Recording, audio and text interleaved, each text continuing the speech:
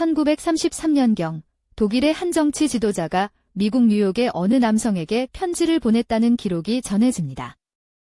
편지에는 당신의 책이 나의 성경입니다라는 취지의 문장이 담겨 있었다고 알려져 있습니다. 그 책을 쓴 사람은 소설가도 혁명가도 아니었습니다. 그는 뉴욕 상류층 출신의 변호사이자 자연보호 운동가였습니다. 한 권의 책이 바다를 건너 수천 킬로미터 떨어진 나라에서 수백만 명의 운명을 좌우했다면 우리는 그 책 속에 무엇이 담겨 있었는지 물어야 합니다. 그리고 더 중요한 질문이 남습니다. 왜 당대의 학자들과 정치인들은 그 논리를 거의 아무도 의심하지 않았을까요?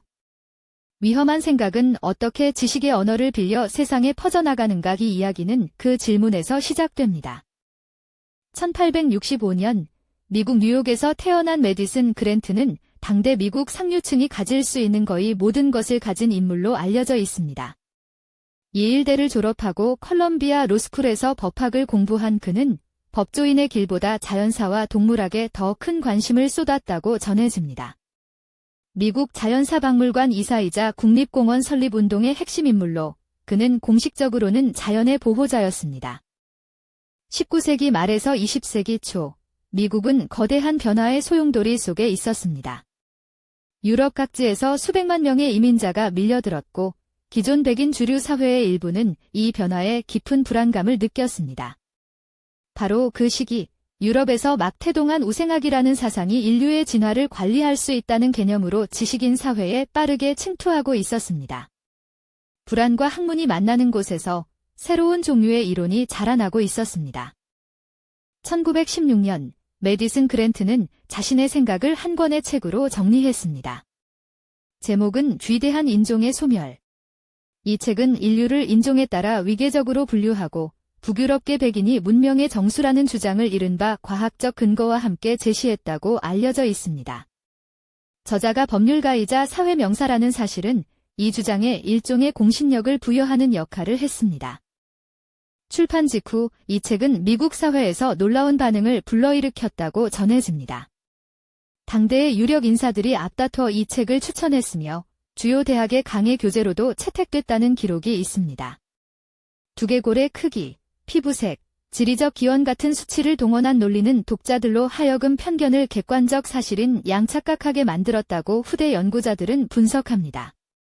비판의 목소리는 당시 주류 담론 안에서 좀처럼 힘을 얻지 못했습니다. 책이 불러온 파장은 이론에 머무르지 않았습니다. 1924년 미국 의회는 남유럽과 동유럽, 아시아 출신 이민자들을 대폭 제한하는 이민법을 통과시켰습니다. 이 법을 지지하는 자리에서 그랜트의 이론이 공공연히 인용됐다는 기록이 있습니다. 또한 여러 주에서 열등한 유전자를 막겠다는 명목으로 강제 단종 수술 법안이 제정됐으며 이 역시 우생학의 확산과 깊은 연관이 있다고 역사학계는 분석합니다. 그랜트의 책은 1925년 독일어로 번역되어 대서양을 건넜습니다. 당시 독일은 1차 세계대전 패전 이후 극심한 경제적 혼란과 사회적 굴욕감에 빠져 있었습니다.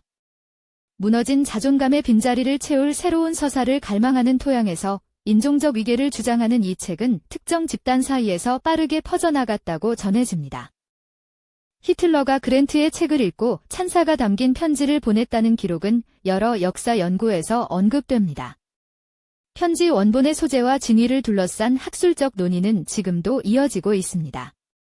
그러나 나치 이념의 핵심 논리와 이 책의 주장 사이에 구조적 유사성이 존재한다는 사실은 역사학자들 사이에서 폭넓게 인정받고 있습니다. 1935년 나치 독일이 제정한 뉘른베르크 법은 유대인을 비롯한 여러 집단을 법적으로 차별하고 배제하는 내용을 담고 있었습니다. 역사학자들은 이 법안의 초안을 작성한 나치 법률가들이 미국의 인종차별법제와 우생학 이론을 적극 참고했다는 사실을 밝혀냈습니다. 그랜트의 이론이 그 참고 자료 중 하나로 포함됐다고 평가되며 학자들은 이를 사상이 국경을 초월해 제도로 구현된 사례로 분석합니다. 이 책의 논리 구조를 들여다보면 그 위험성이 얼마나 정교하게 위장돼 있었는지 드러납니다. 그랜트는 측정 가능한 수치를 동원해 주장에 과학적 외양을 입혔고 그 결론을 마치 자연의 섭리처럼 서술했습니다. 독자가 스스로 비판적으로 사고하기 전에 책은 이미 그 사고의 틀 자체를 제공하는 방식으로 작동했습니다. 연구자들은 이것이 유사과학의 전형적인 수법이라고 설명합니다. 왜 그토록 많은 지식인이 이 논리를 의심 없이 받아들였을까요?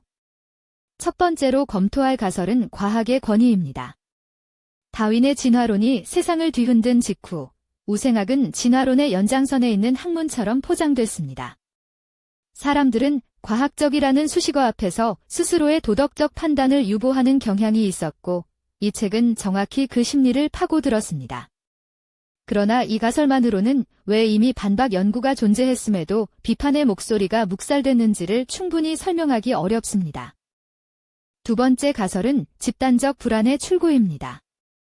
급격한 이민 증가와 사회 변동 속에서 기존 주류 집단 일부는 자신들의 지위가 흔들린다고 느꼈습니다. 이때 우리가 우월하고 그것이 과학적으로 증명됐다는 서사가 제공되면 불안을 해소할 손쉬운 설명이 생기게 됩니다. 역사학자들은 이것을 위기 때 작동하는 집단 착각의 메커니즘이라고 부르지만 이 가설도 왜 일부 개인들은 그 논리를 거부했는지 그 차이를 완전히 설명하지는 못합니다. 세 번째 가설은 제도적 증폭입니다. 대학, 언론, 의회, 사교 클럽 당시 이 공간들을 장악한 상류층은 그랜트와 같은 배경과 계층을 공유했습니다. 이 네트워크 안에서 그의 책은 엄격한 검증이 아닌 상호 확인의 과정을 거쳤습니다. 자신들의 기존 믿음을 정당화해주는 이론을 비판적으로 들여다보기는 어느 시대에도 쉬운 일이 아닙니다. 그러나 이 설명 역시 그 구조가 수십 년간 유지된 이유를 완전히 밝혀주지는 않습니다. 물론 당시에도 반대 목소리가 없었던 것은 아닙니다. 인류학자 프란츠 보아스는 그랜트의 논리를 정면으로 반박하며 인종이 생물학적 실체가 아니라 사회적으로 구성된 개념임을 주장했습니다. 보아스의 연구는 학문적으로 중요한 반론을 제시했지만 당시 주류 담론을 바꾸기에는 역부족이었습니다. 소수의 옳은 목소리가 어떻게 묻혔는지 그 과정 자체가 또 하나의 역사적 교훈으로 남아 있습니다. 2차 세계대전이 끝나고 홀로코스트의 실체가 드러나자 우생학은 공식적으로 학문의 지위를 잃었습니다. 그랜트의 책은 절판됐고 그의 이름은 역사의 어두운 구석으로 밀려났습니다. 그러나 역사학자들은 묻습니다. 사상의 청산이 그 사상을 가능케 한 조건의 소멸을 뜻하는가? 책이 사라진다고 해서 그 책이 자라난 토양도 함께 사라지는 것은 아닙니다. 이 이야기에서 가장 불편한 사실은 그랜트가 특별히 잔인한 사람이 아니었다는 점입니다. 그는 자신이 옳다고 믿었고 시대에서 가장 선진적이라 여겨진 학문을 추종했으며 가장 존경받는 사람들로부터 지지를 받았습니다. 위험한 생각은 언제나 야만적인 얼굴로 오지 않습니다. 종종 그것은 과학의 언어를 빌리고 권위 있는 표지를 달고 지식인의 추천사와 함께 조용히 세상에 등장합니다. 어떤 생각이 위험한지를 알아채는 능력은 그것을 처음 접한 순간이 아니라 그것을 의심하는 습관에서 나옵니다. 그랜트의 책을 비판적으로 읽지 않은 것은 당시 독자들의 지적 능력이 부족해서가 아니었습니다. 그것은 집단적 맥락 안에서 의심하기를 멈췄을 때 무슨 일이 벌어지는가를 보여주는 사례입니다. 여러분은 오늘날 어떤 주장을 검증 없이 당연하게 받아들이고 있지는 않습니까?